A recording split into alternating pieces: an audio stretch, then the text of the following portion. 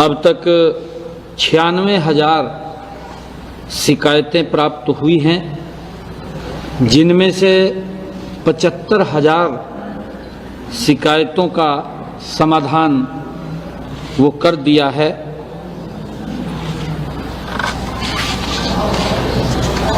जिससे आमजन को इससे बड़ी राहत मिल रही है, क्योंकि जब मैं लोगों की बात को सुनता हूँ तो लोग भी इस बात की चर्चा करते हैं कि ये जो समाधान शिविर लगे हैं ये कंटिन्यूटी में रहें, इससे लोगों को एक बड़ा लाभ मिल रहा है और उससे हरियाणा प्रदेश के लोगों को लाभ मिल रहा है। उनकी कोई भी समस्या है उसका समाधान अधिकारी कर रहे हैं।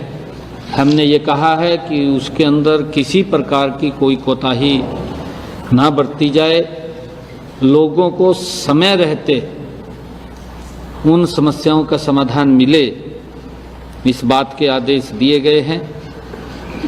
मैं माननीय प्रधानमंत्री नरेंद्र मोदी जी का भी धन्यवाद करता हूं कि उन्होंने प्रधानमंत्री आवास योजना ग्रामीण पिछले बजट के अंदर 3 गुना ज़्यादा वो बढ़ाया था, उसको 5 साल के लिए और कंटिन्यूटी में आगे बढ़ाया है। मुझे ये बात आप लोगों को बताते हुए कि हरियाणा प्रदेश के अंदर जो पिछली पेंडेंसी थी लगभग वो 77,000 की थी। 77,000 लोगों की वो पेंडेंसी को इसी बजट ईयर के अंदर पूरा कर लिया जाएगा, उसके पैसे आ जाएंगे। ये आदरणीय मोदी जी की जो प्रधानमंत्री आवास योजना के तहत ये नीति है, उसका लाभ लोगों को नीचे मिलेगा। और हमने अगले बजट ईयर के अंदर सभी उपायुक्तों को ये भी कहा है कि अगली लिस्ट के लिए सर्वेयर नियुक्त कर लें और उसका सर्वेक्षण करके जो भी पात्र व्यक्ति है, ऐसे सब पात्र लोगों को प्रधानमंत्री आवास योजना के तहत जो हमारा कमिटमेंट है कि हर सर के ऊपर छत होनी चाहिए, वो मकान देने का काम हमारी सरकार करेगी।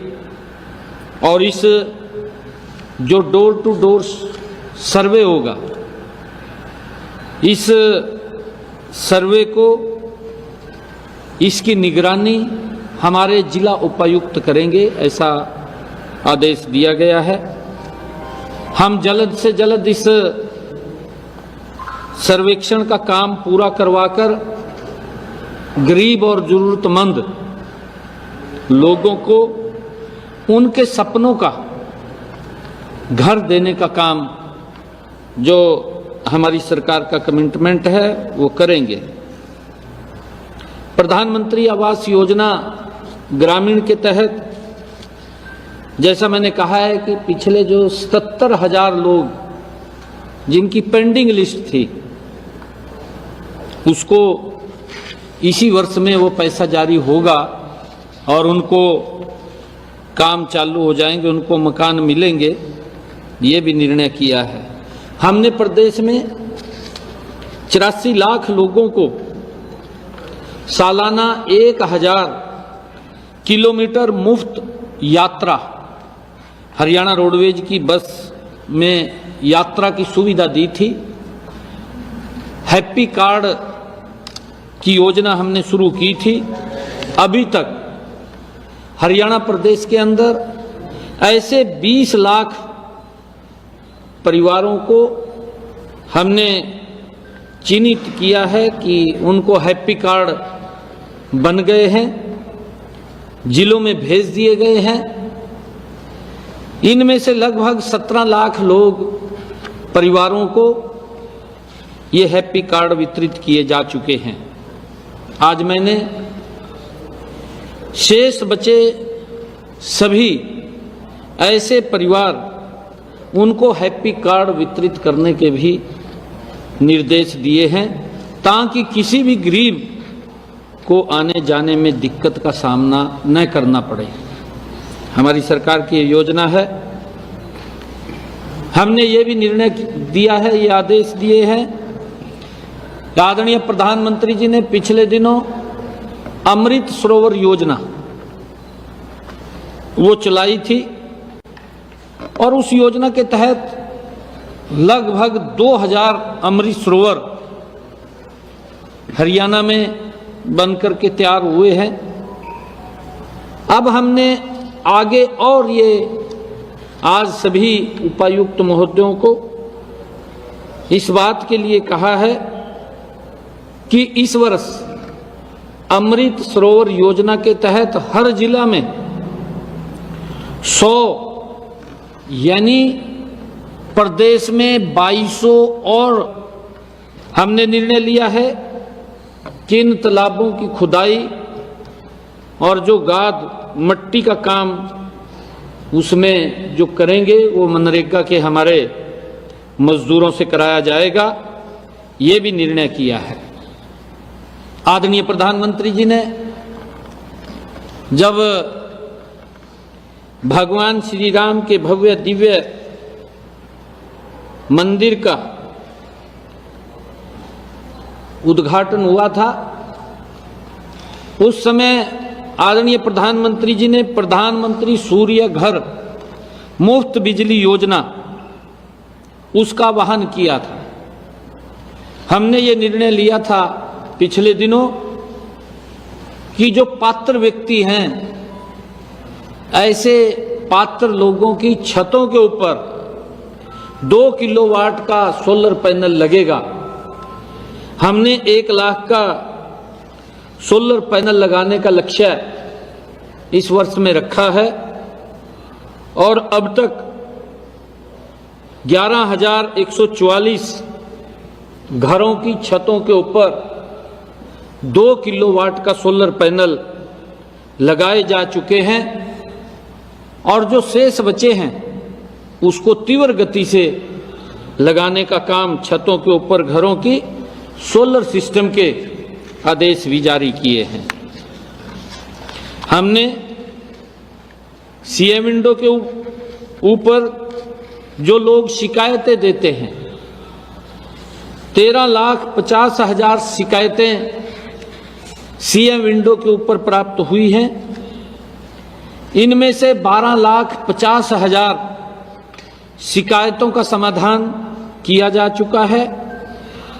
आज मैंने शेष शिकायतों का भी जल्द समाधान करने का आदेश सभी उपायुक्त महोदयों से किया है। गत 26 दिसंबर को हुई ओलावृष्टि और भारी बारिश से हुए नुकसान की भरपाई के लिए 7 जिलों महेंद्रगढ़, रेवाड़ी, चरखी दादरी, फतेहाबाद, गुरुग्राम, हिसार व पलवल जिलों के किसानों को मुआवजे के लिए गिरदावरी का काम जल्द से जल्द निपटाने के आदेश भी आज जारी किए हैं। प्रदेश में स्वच्छता अभियान चल रहा है। उपायुक्तों को इस बात के भी आदेश दिए गए हैं कि इस स्वच्छता पखवाड़े में आम नागरिकों को, एनजीओज को, उन सब को शामिल करते हुए हम स्वच्छता अभियान गति से चलाएं।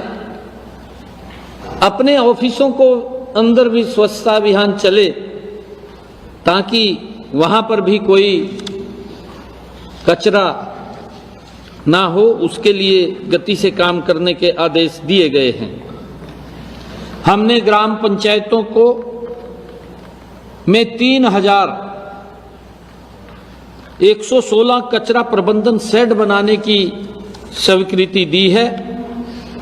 साथ ही 1,08,144 गड्ढे बनाए जाने का भी निर्णय किया है। खाद के गड्ढे और इसके अलावा 20,220 सामुदायिक गड्ढे भी बनाए जाने हैं। इसके लिए हमने ग्राम पंचायतों के लक्ष्य तय कर दिए हैं। हमने अपने संकल्प पत्र में अभी चुनावों के अंदर जो हमने बात कही थी, हर गांव में ई पुस्तकालय खोलने का संकल्प लिया है। आज सभी उपायुक्त को इसके लिए जल्द से जल्द सार्वजनिक भवनों की पहचान करने के भी निर्देश जारी किए हैं। हमने ये भी आदेश किए हैं कि प्रदेश में पशुओं की गणना का कार्य भी चल रहा है।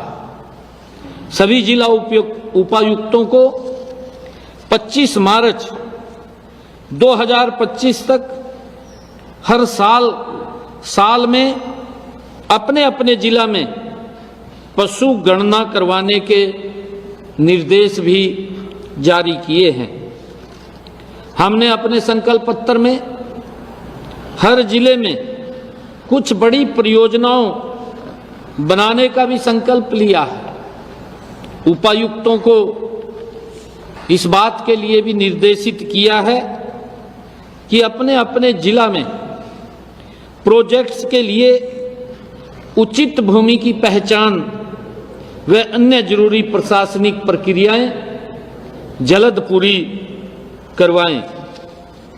और हमने, क्योंकि हमारी सरकार जनता के प्रति जवाबदेह है, हमने सभी उपायुक्त महोदय को इस बात के आदेश दिए हैं कि आप अपने टेरिटरी में, जिला में जितने भी ऑफिस हैं, उन सब ऑफिसों को, अधिकारियों को बुला करके वहां पर मीटिंग करें।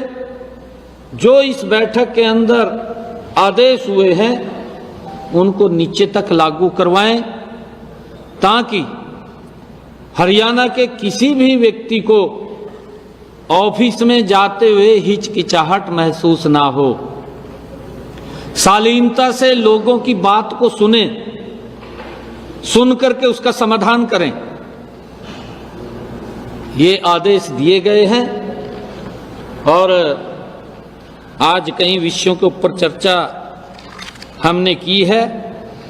एक बड़ा ब्रीफ नोट आप लोगों के पास आ जाएगा, उसके माध्यम से भी बहुत सारे निर्णय, क्योंकि सुबह 11 बजे से लेकर के 6:30 बजे तक लगातार मैराथन मीटिंग रही है। और इस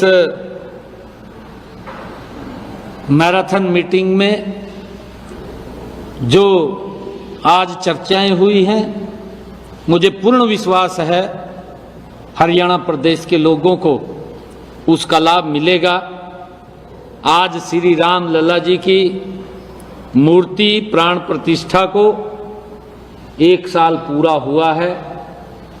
मैं इसकी भी सभी को बहुत बहुत बधाई और शुभकामनाएं देता हूं। प्रयागराज जाएंगे सर? आपके प्रयागराज जाने की बात कर रहे थे, कैबिनेट जाएगी, आप लोग किस तरीके से प्रयागराज जाने के लिए तैयार? बिल्कुल, प्रयागराज महाकुंभ के अंदर हम सब का सौभाग्य है कि वहां जाने का अवसर मिलेगा।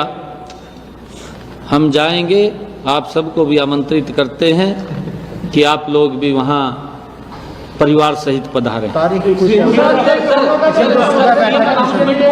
चर्चा हुई है जो कोरोना का जो नया वायरस आया, उसने डायरेक्शन दी है इसको की व्यवस्थाएं करें। बिल्कुल, उसके लिए हमने कहा है कि जो भी हॉस्पिटल है, स्वास्थ्य विभाग है, हमने कहा है कि सभी अधिकारियों को बुला करके उनको दिशा निर्देश को जारी कर दें।